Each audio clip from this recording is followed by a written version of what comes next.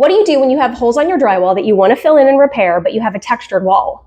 We have a couple of anchors that we removed here, and so we want to fill these holes in and blend it in to the textured wall that's already there. So let me show you how.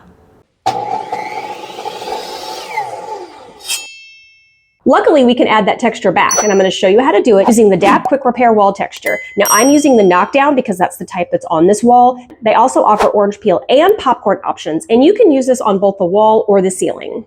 I'm not going to show step-by-step how to fill the hole because I just want to concentrate on how to use the Quick Repair Spray texture for this video. If you need help with that, I did a video a couple of months ago. I'm going to link it for you right up there. Fill the holes in first with spackle as you normally would. You'll want to let that dry completely and then sand it down until smooth.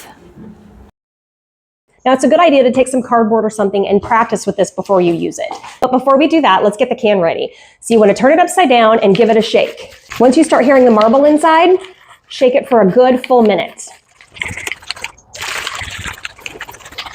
There's a little safety tab right here. We're just going to tear that off. And then if you want like a medium or heavy texture, you're just going to spray it straight from the nozzle. If you want a finer texture, you're going to use the straw that comes with it and insert it into the nozzle. I'm going for a medium look, so I'm going to spray it right out of the nozzle. It's a good idea to wear some gloves. Safety first.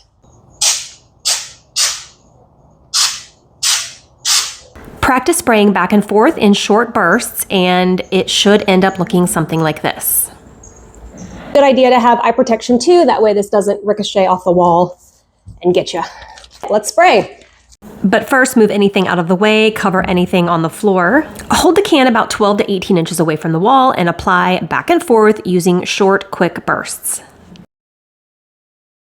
When it's ready, between immediately and about 2 minutes, depending on how fine or heavy you want the texture, you'll take a putty knife, dip it in water, and then you're going to scrape it down across in a gentle motion to knock the texture down. Now you want to wipe the putty knife off in between each pass, and then also get it wet every time you go back over it. And then just make as many passes as needed until you've got the look that you're going for. You can wipe this all off and start over if you need to. It's pretty foolproof. When you're done, you're going to let it dry at least 30 minutes, and then you can go ahead and apply the paint.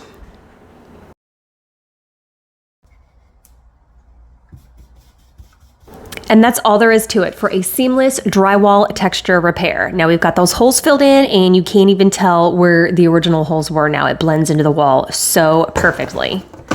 I'll go ahead and pop this clock back on the wall, put everything back in that corner, and we're gonna call this project finished. If you have any questions, drop them in the comments, and of course, subscribe for more DIY Made Easy.